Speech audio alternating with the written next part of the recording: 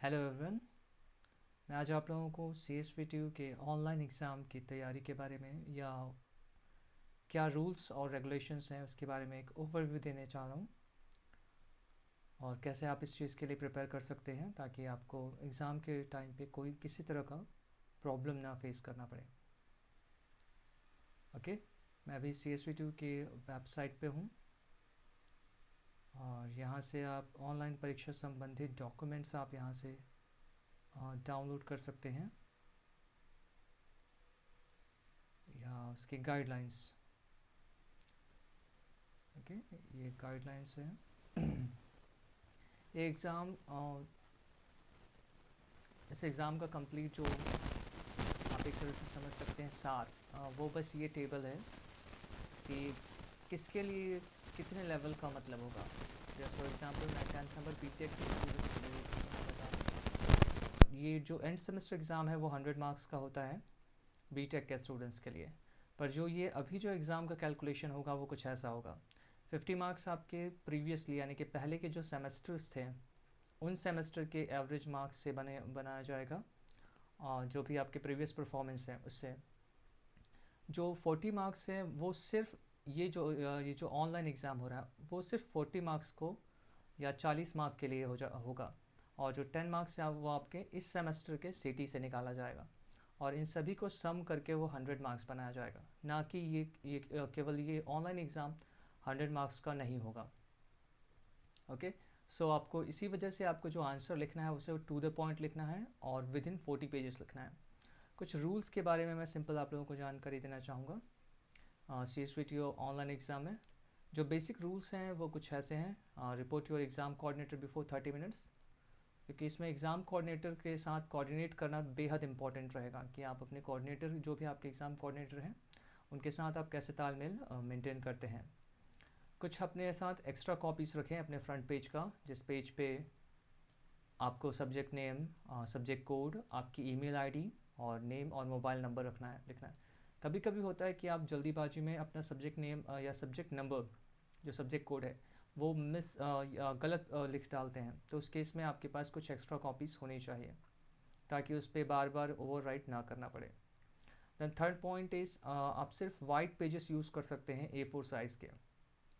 Okay, जिन पे आपको marking करनी है 1 to 40। ये मार्किंग कैसे करनी है वो मैं आगे की स्लाइड्स पे आप लोगों को बताऊंगा।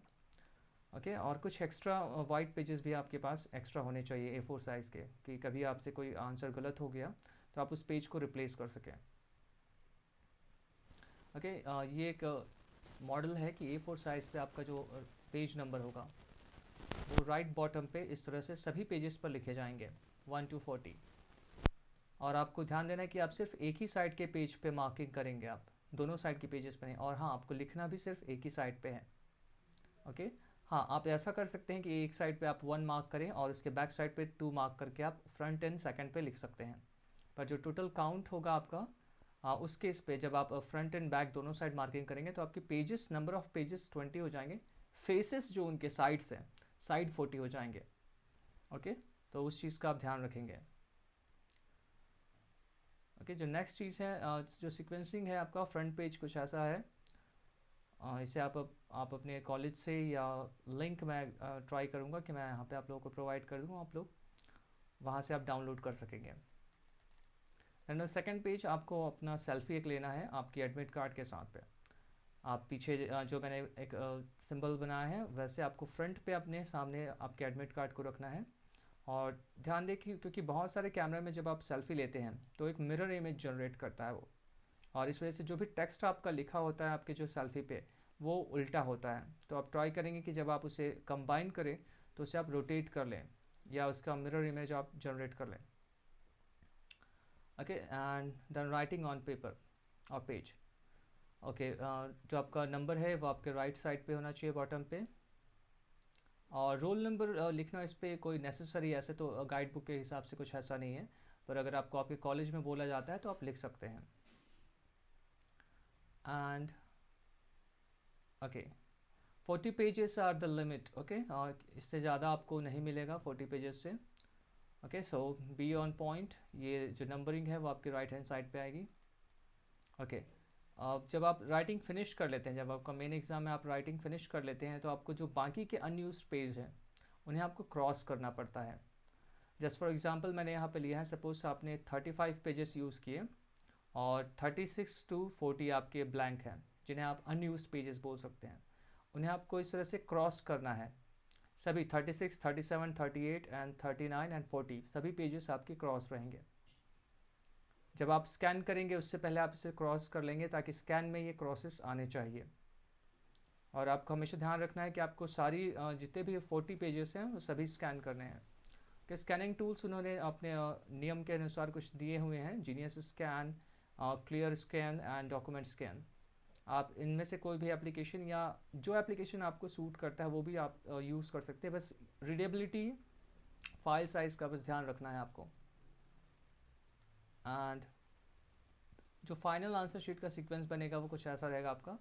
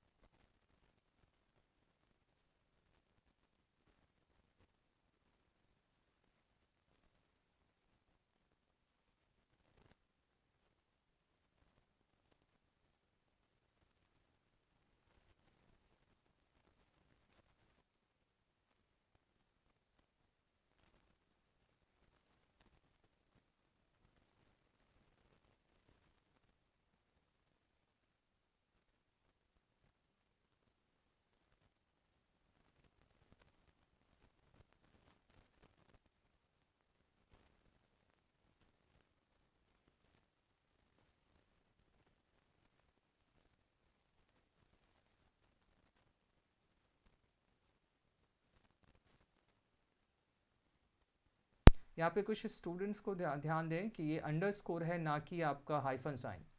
ये दो डिफरेंट साइन होते हैं कंप्यूटर पे। एक आपका हाइफन साइन और हाइफन, या इसे नेगेटिव साइन बोल सकते हैं, डैश, जो कि आपका सेंटर पे आता है। पर ये जो अंडरस्कोर साइन है वो सेंटर पे नहीं, बॉटम पे आता है। अगर आप कीबोर्ड यूज़ करते हैं तो आप शिफ्ट के साथ हाइफन यूज़ करेंगे, या शिफ्ट के साथ जो नेगेटिव की जब आप प्रेस करते हैं तो वो अंडरस्कोर की बनाता है। जनरली जो कंप्यूटर साइंस या कंप्यूटर से रिलेटेड स्टूडेंट है वो जानते हैं, पर जो नॉन कंप्यूटर स्टूडेंट्स हैं उनके लिए थोड़ा सा प्रॉब्लमेटिक सिचुएशन होता है। ओके, ये मैंने फिर बताया है। ओके, आपके लिए एक जनरल ये है कि आप चाहें तो जो भी आपका स्कैनिंग जो ऐप्स हैं वो एटलीस्ट 2 फ़ोन्स पर आप डाउनलोड करके रखें, ताकि इन केस ऑफ इमरजेंसी आपके लिए आसान हो जाए। और जो मेन फोकस है वो आपकी रीडेबिलिटी और विजिबिलिटी पे है। ओके, कि आपका जो आंसर शीट है वो रीडेबल होना चाहिए और विजिबल होना चाहिए, क्योंकि बहुत टाइम होता है कि जब वहाँ से यूनिवर्सिटी से आपके आंसर शीट्स रिजेक्ट होके आते हैं कि आपने उसे पुअरली स्कैन किया है, वो रीडेबल नहीं है। ऐसे भी केसेस होते हैं और इस केस में आपको दिक्कत हो जाती है। ओके, और जो अनयूज पेजेस हैं उनको आपको क्रॉस करना है। और ओके, फाइल नेमिंग के साथ आपको थोड़ी सी एहतियात बरतने की ज़रूरत रहेगी। आप थोड़ा सा कॉन्शियस रहेंगे जब आप फाइल नेम करते हैं, क्योंकि कई बार एक्चुअली इसका जो काउंटिंग होती है, जो आपके आंसर शीट का सीक्वेंसिंग होती है, आपके फाइल नेम के बेसिस पे होती है। और file name according to format जब उन्हें नहीं मिलता तो वहाँ पे उनका सिस्टम, क्योंकि वो भी सॉफ्टवेयर यूज़ करते हैं उसे काउंट करने के लिए या सीक्वेंस करने के लिए, तो उनका सिस्टम उसे रिजेक्ट कर देता है, क्योंकि उसकी जो नेमिंग है वो प्रॉपरली नहीं हुई रहती। तो इस वजह से भी वो वहाँ से फिर वापस रिटर्न आ जाता है और फिर उसे आपको फिर से करेक्ट करके भेजना पड़ता है।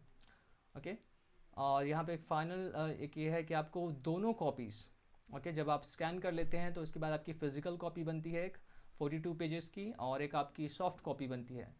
जब आप अपने कोऑर्डिनेटर, जो एग्ज़ाम कोऑर्डिनेटर है, उन्हें सबमिट भी कर देते हैं, उसके बाद भी ये दोनों कॉपी आपको बचा के रखनी है। कब तक बचा के रखनी है? जब तक आपका रिजल्ट नहीं आ जाता।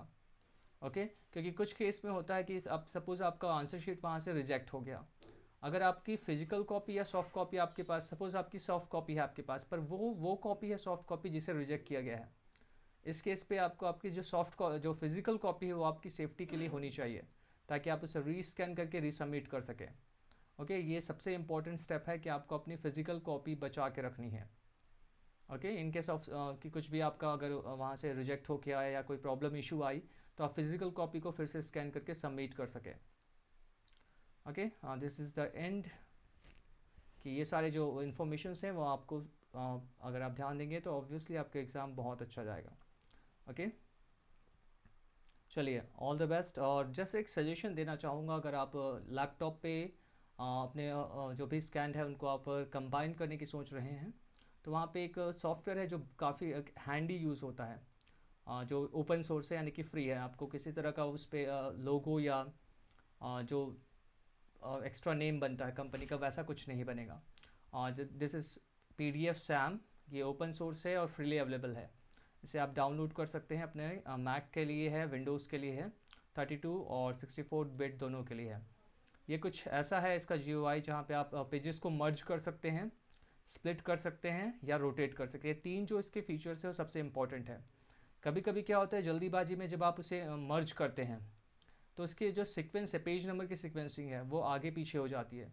इस केस पे आप उसे स्प्लिट कर सकते हैं। और कभी कभी जब आप उसका फ़ोटो से मोबाइल से कैप्चर करते हैं, तो आपका जो उसका रोटेशन है वो कुछ प्रॉब्लमेटिक हो जाता है या कुछ उल्टा हो गया, तो इस केस पे आप उसे रोटेट भी कर सकते हैं।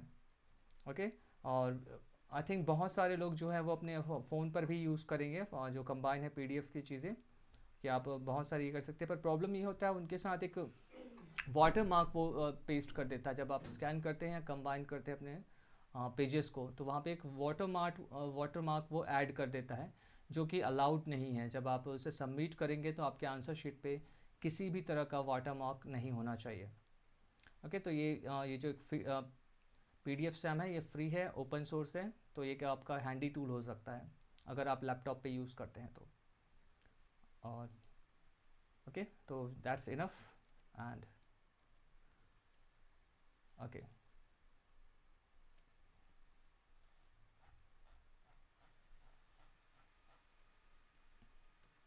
Good luck.